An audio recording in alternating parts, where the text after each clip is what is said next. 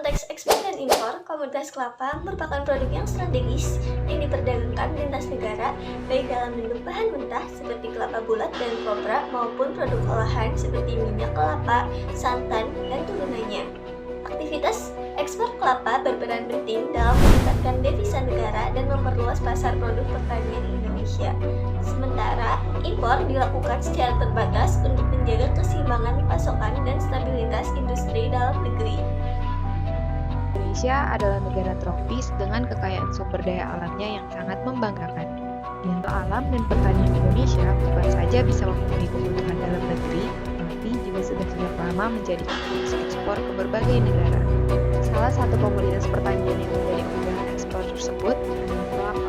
Tanaman kelapa atau Cocos nucifera lib merupakan salah satu komoditas penting yang mempunyai nilai ekonomi tinggi karena hampir seluruh bagian tanaman dapat dipergunakan untuk kebutuhan kehidupan manusia.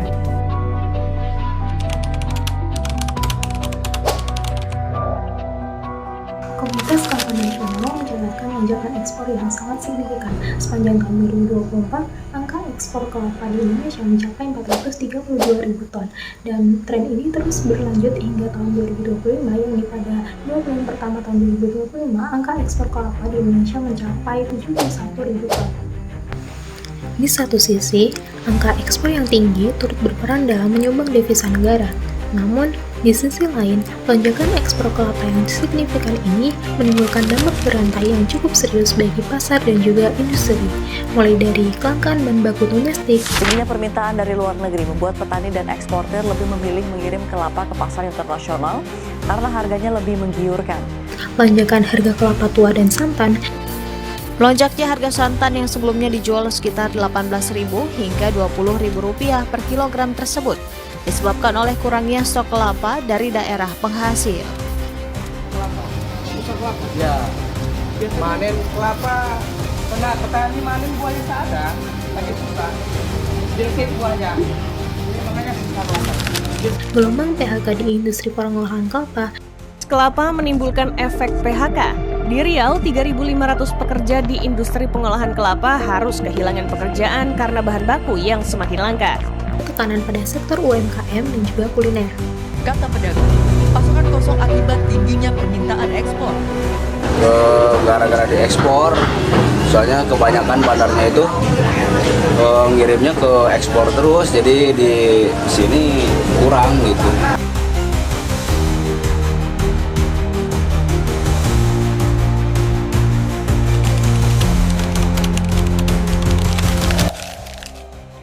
Selanjutnya adalah regulasi impor kelapa dan turunannya.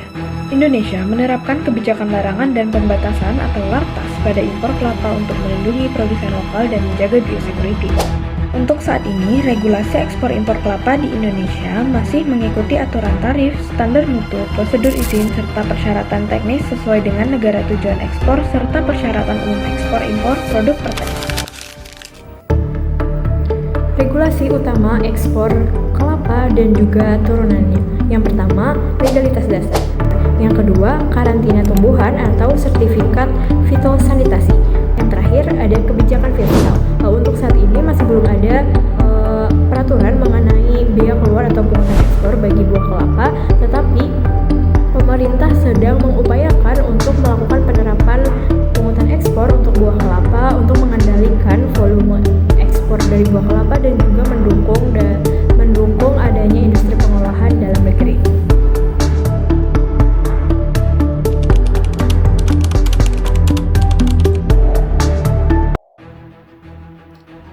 Ekspor kelapa dan produk turunannya memberi dampak positif berupa peningkatan pendapatan petani dan devisa negara karena tingginya permintaan pasar internasional.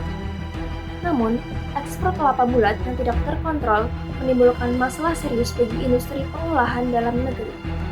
Banyak pabrik kekurangan bahan baku karena sebagian besar kelapa diekspor ke luar negeri, sehingga produksi menurun, bahkan ada yang berhenti beroperasi. Akibatnya, harga kelapa di pasar lokal naik dan pengembangan produk turunan bernilai tambah ikut terhambat. Untuk mengatasi hal ini, pemerintah dan asosiasi industri mempertimbangkan kebijakan pembatasan ekspor atau pungutan ekspor agar pasokan dalam negeri tetap terjaga tanpa merugikan petani maupun posisi Indonesia di pasar global. Harga jual kelapa di pasar ekspor jauh lebih tinggi dibandingkan di dalam negeri.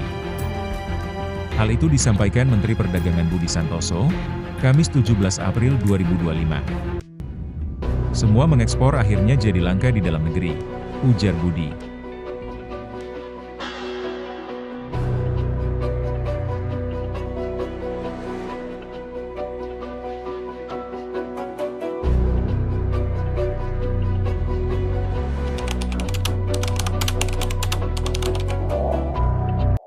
Selanjutnya, upaya perbaikan sistem ekspor dan impor di Indonesia perlu dilakukan secara terpadu agar daya saing dan nilai ekonominya bertambah. Langkah pertama adalah meningkatkan produksi dan kualitas kelapa melalui peremajaan kebun, penggunaan bibit unggul, serta penerapan teknologi budidaya dan pasca panen. Selanjutnya, penguatan hilirisasi perlu dilakukan dengan mendorong ekspor produk olahan kelapa yang bernilai tambah seperti minyak kelapa murni, santan kemasan, dan juga produk turunan lainnya. Yang ketiga, daya saing pasar internasional dapat ditingkatkan melalui standarisasi mutu, promosi dagang, serta kerjasama perdagangan dengan berbagai negara. Perbaikan regulasi dan sistem logistik juga penting, terutama melalui penyederhanaan prosedur dan digitalisasi dokumen ekspor dan impor. Terakhir, kebijakan impor kelapa harus dilakukan secara selektif agar melindungi petani lokal sekaligus memenuhi kebutuhan industri dalam negeri.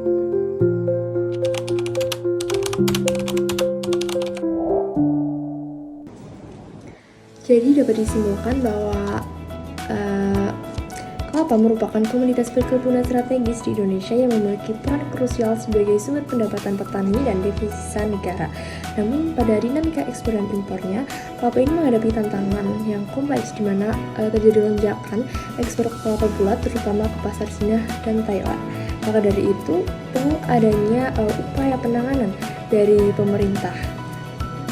Untuk menanggapi permasalahan tersebut, disarankan agar pemerintah segera merelasikan kebijakan pajak atau pungutan ekspor bagi kelapa bulat untuk menjamin ketersediaan bahan baku industri di dalam negeri.